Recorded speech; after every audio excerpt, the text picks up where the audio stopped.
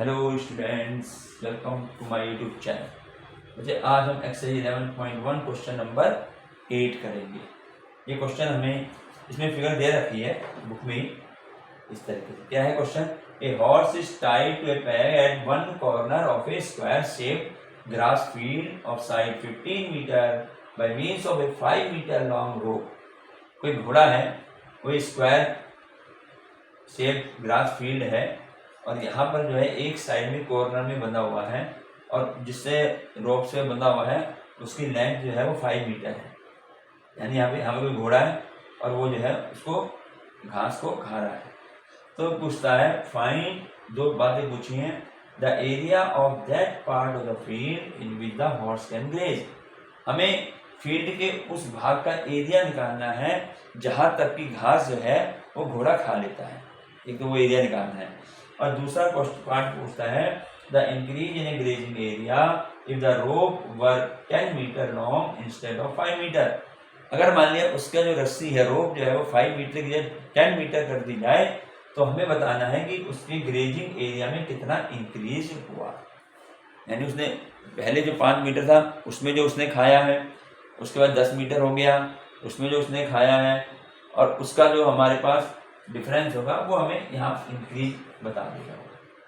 ठीक है, तो देखिए इसमें क्या करेंगे। देखिए सबसे पहले इसका सॉल्यूशन यहाँ करते हैं। नंबर 1, मुझे ये फील्ड बना 15 मीटर इसकी साइड बना हुआ है। यहाँ पर घास, यहाँ पे घोड़ा बंधा हुआ है। अब घोड़ा जब बंधेगा और जब घास खाएगा, 5 मीटर है इसकी रस्सी, तो क्या करेगा वो? ऐसे तो आएगा, ऐसे कर लेगा। मतलब अगर मैं ऐसे कर दूँ ये पूरा ऐसे बन जाएगा ना, ऐसे सर्कल सा। ठीक है, तो यानी ये जो है एक सर्कल का ही पार्ट दिया हुआ है। घोड़ा अगर यहाँ बंधा हुआ है, जैसे घोड़ा यहाँ बंधा हुआ है तो ऐसे तो खाएगा, इस तरीके से खा सकता है, इधर को जा सकता है सर्कल के रूप में। तो ये हमारे सर्कल का पार्ट है। और देखें इस पार्ट में क्या क्या आ रहा है, एक तो हमारे पास यहाँ से यहाँ तक की दूरी, यहाँ से यहाँ तक का डिस्टेंस ये आ रखा है। ठीक है, तो ये हमारा क्या कहलाएगा? ये चीज ये हमारी कहलाएगी सेक्टर। ठीक है ना, आर्क भी आ गई, सर्कल के तो पार्ट है, ये सर्कल का पार्ट है और सर्कल के पार्ट में हमें एरिया फाइंड करना है। तो एरिया फाइंड करने में हो गया, हमें यहाँ पर सेक्टर का एरिया फाइंड करना होगा। ठीक, चलिए अब हम करते हैं अपने क्वेश्चन को। ये समझ में आ गया ना, इसमें क्या फाइंड करना है? Area of sector. चलिए यहाँ पर सबसे पहले हम यहाँ लिखते हैं आर। अब यहाँ पे आर में कंफ्यूज ना हो जाना, ये 15 मीटर जो है ना, ये इसकी साइड है पूरी, ये रेडियस नहीं है। ये रेडियस नहीं है। रेडियस कौन सा होगा? रेडियस तो ये होगा जो घोड़े में बंधा हुआ है भाई, ऐसे बंधा हुआ है घोड़े पर, तो वह ऐसे हो जाएगा, इस तरीके से जाएगा ऐसे। तो ये जो रस्सी है वो उसकी क्या कहलाएगी? रेडियस कहलाएगी। समझ गया ना? तो गलती से 15 मत लिख देना, 15 तो पूरी उसकी साइड है, स्क्वायर फील्ड जो है। तो यहाँ पर आर हमारे पास है 5 मीटर। अब इसमें सेक्टर का एंगल क्या होगा? सेक्टर का angle of sector, angle of sector जिसको हम किससे दिखाते हैं? थीटा से। कितना होगा इसमें?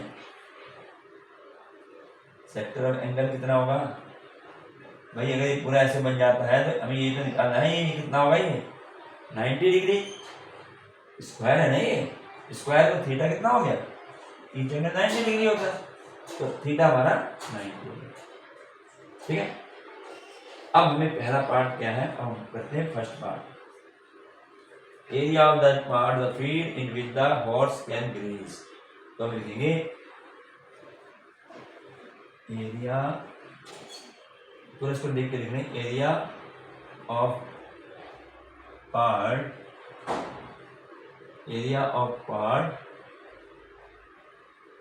in which horse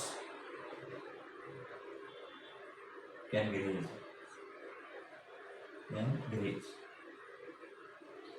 देखिए बच्चे, हमें एरिया ऑफ पार्ट निकालना है इन विच हॉर्स कैन ग्रेज, कितने उसको जो है घास को वो खा लेगा।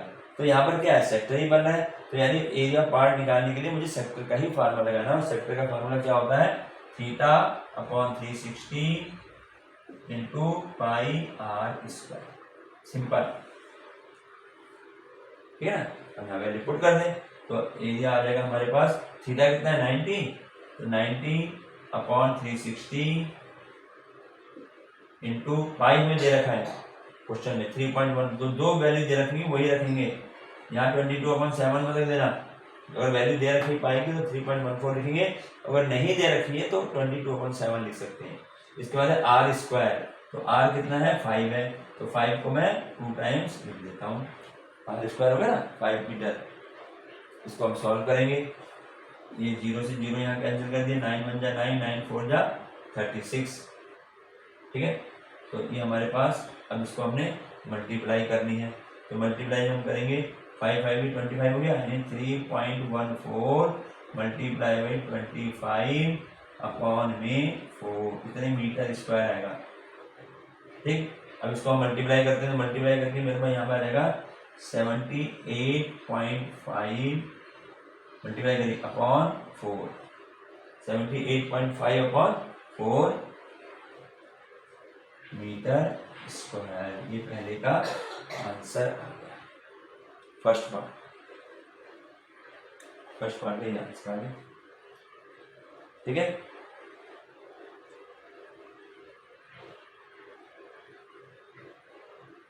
तो ये हमारे पास पहला पार्ट तो हमारा निकल गया, एरिया जितने फील्ड की घोड़ा जो है वो घास को खाएगा, तो या वो एरिया होगा हमारा 78.5 मीटर स्क्वायर। अब आगे बढ़ते हैं, अब देखें, अब इसका सेकंड पार्ट देखो, ये तो फर्स्ट पार्ट हो गया, आर और थीटा तो ऐसे ही रहेंगे, ये भी इनके लिए वही है सेम, ठीक है ना। तो मैं इसको मिटाई देता हूँ, पता लग गया हमें क्या है आर है क्या थीटा है, यहाँ हम अब करते हैं इसको 78.5 अपॉन 4 आया था ना, हाँ इसको ध्यान रखना है। चलिए अब हम आगे बात करते हैं सेकंड पार्ट में।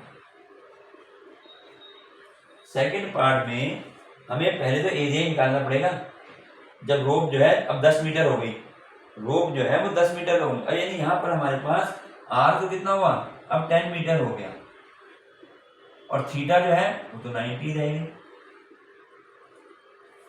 90 रहेगा ना। तो एरिया ऑफ सेक्टर लिख देता हूँ मैं सीधा, एरिया ऑफ सेक्टर, सेक्टर ही बनना है ना, वो सेक्टर लिख सकते हैं या पूरा फ्लोर लिखना पड़ेगा ग्रेजिंग एरिया। तो area of sector formula value लिखेंगे theta upon 360 into pi are square, value put करते चले जाओ, तो थीटा 90 है, 90 degree upon 360 degree into pi है 3.14 और आर स्क्वायर, अब आर कितना है 10 है, तो 10 को हम 2 टाइम्स लिख देंगे, तो ये तो कट ही जाएगा, पहले भी कटा है इसको 4 टाइम्स से, ठीक है। अब देखिए यहाँ रहेगा 3.14 मल्टीप्लाई बाई 100, 10 10 100 हो गया अपॉन में 4, कितने मीटर स्क्वायर, ठीक। अब इसको मैं 3.14 की 100 से मल्टीप्लाई करता हूँ तो क्या होगा, यहाँ 2 जीरो है ना, तो दो डिजिट पीछे चली जाती है, पता है नहीं 100 से मल्टीप्लाई करने पर, तो ये आ गया 314 अपॉन 4 मीटर स्क्वायर,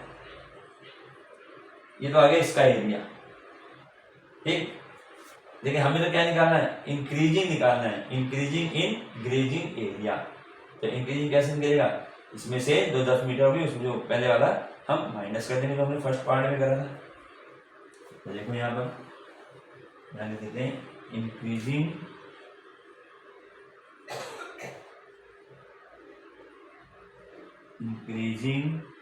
इन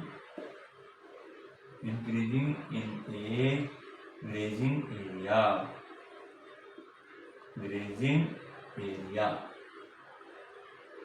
इसका तो यह है 340 अपॉन 4 माइनस, ठीक है। अब हमने इसको जो है माइनस करना है, हमारा माइनस करके पहले कितना आया था, वो आया था 78.5 अपॉन में 4, या पहले कर लिया था, ये फर्स्ट पार्ट में, वो यहाँ रख दिया हमने। अब इसको हम क्या करेंगे, इसको जब डिवाइड करें, इसको डिवाइड कर लेते हैं सीधा, कितना इसको डिवाइड करो, ठीक है। तो ये डिवाइड करके ये आ जाएगा, कर रखा है 70, ये आ जाएगा हमारा 78.5, 78.5, और इसको मैं डिवाइड करूंगा तो ये आएगा 19.625, इसको डिवाइड करेंगे ये आ जाएगा 78 पॉइंट, इसमें से माइनस करेंगे तो माइनस करके हमारा आएगा 58.875 मीटर स्क्वायर।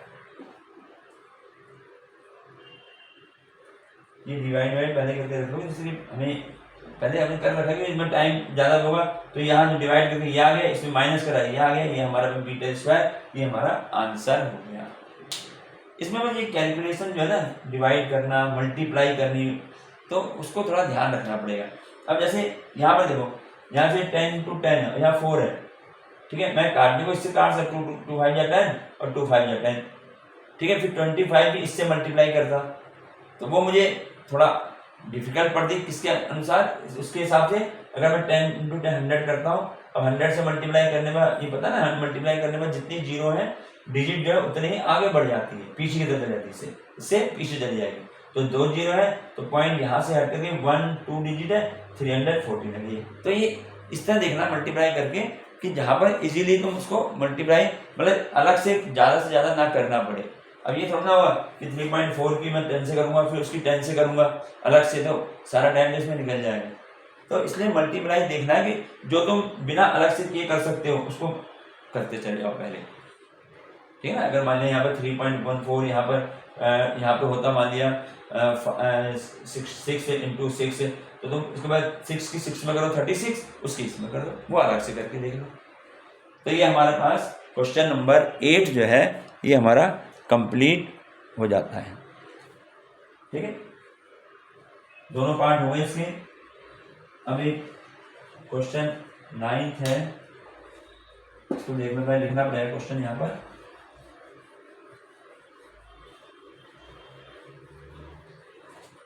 प्रैक्टिस करो क्वेश्चन में, कोई ज़्यादा प्रॉब्लम नहीं है।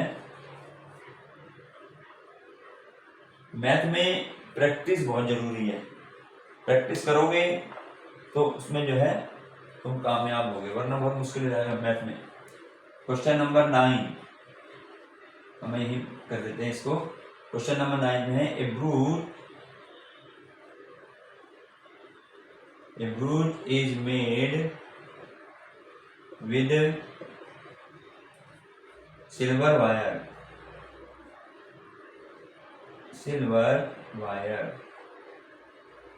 in the form of a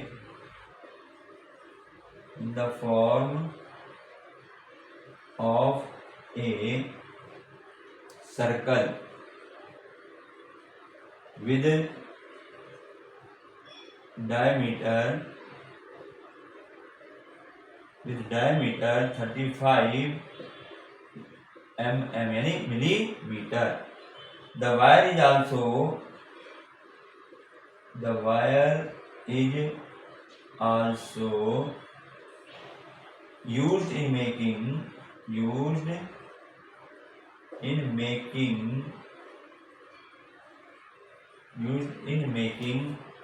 5 diameters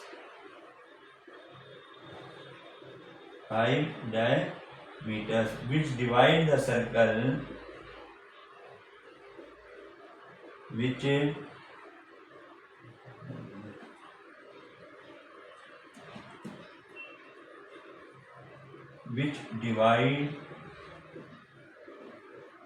divide the circle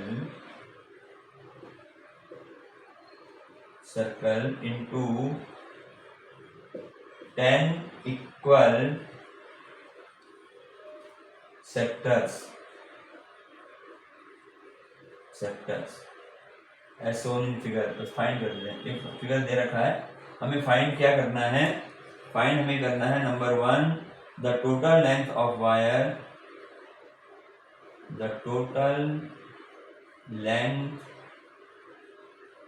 of wire, required. पहला पार्ट ये है, और सेकंड पार्ट पूछ रहा है the area area of each sector, area of each sector of the brooch. ये है हमारा क्वेश्चन और एक फिगर इसने यहाँ दे दी है, ऐसे सर्कल बना हुआ है, सर्कल बना हुआ है और इसके जो है यहाँ पर इसने इस तरीके से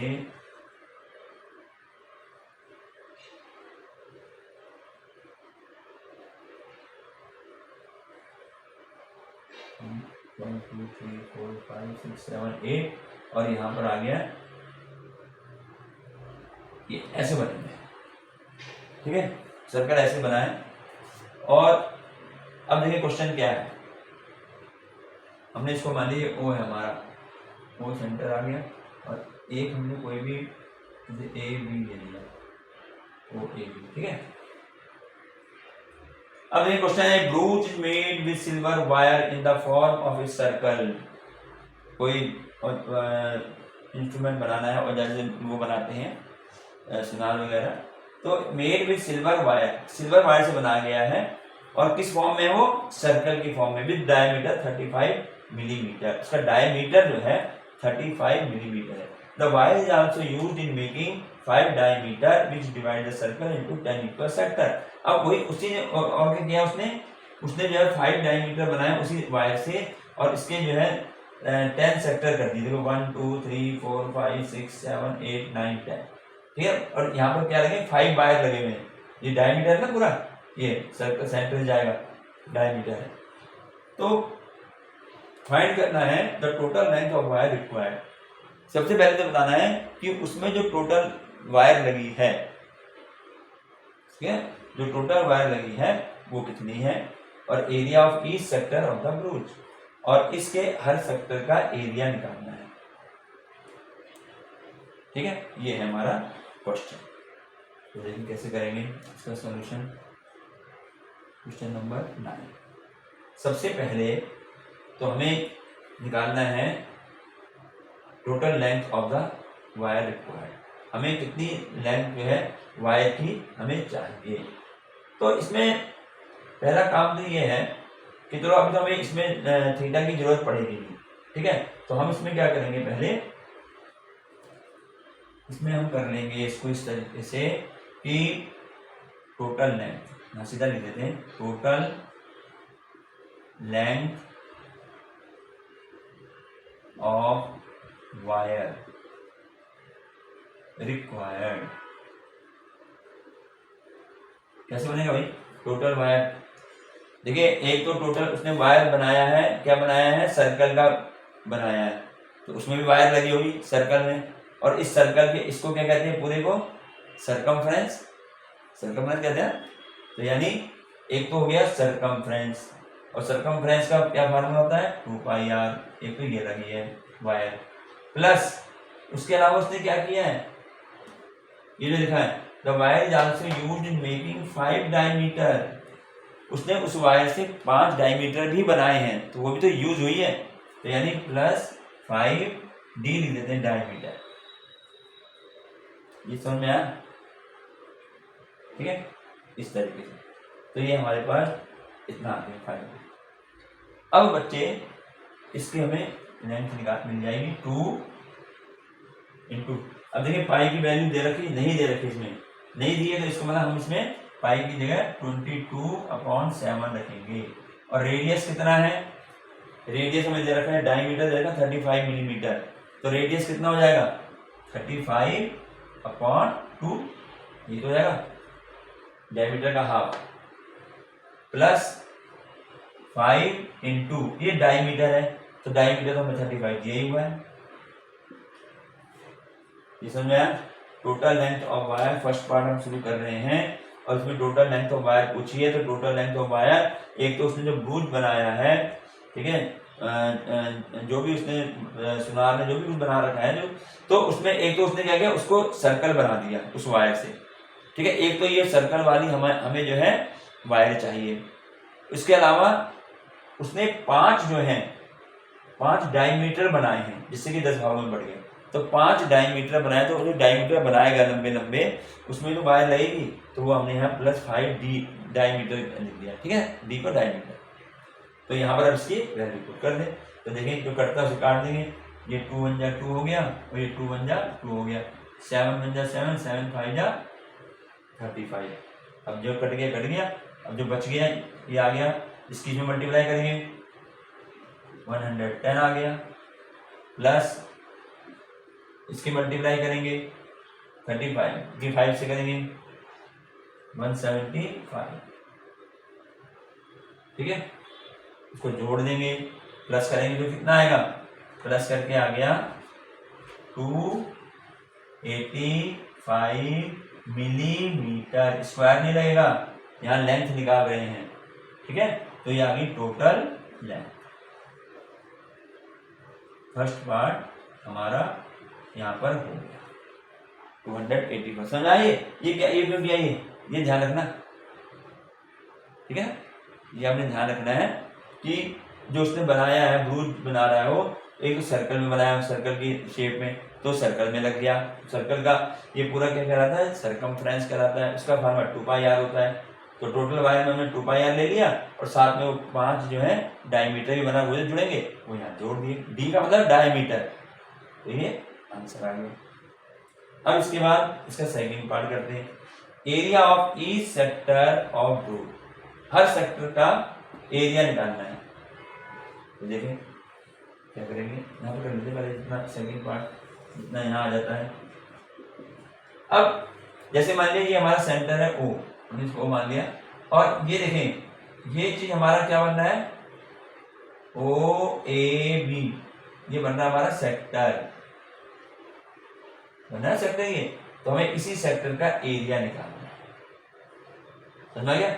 अब सेक्टर का एरिया निकालने के लिए हमारा फार्मूला है, लेकिन उस फार्मूले के लिए हमारे पास थीटा नहीं है, एंगल ऑफ सेक्टर।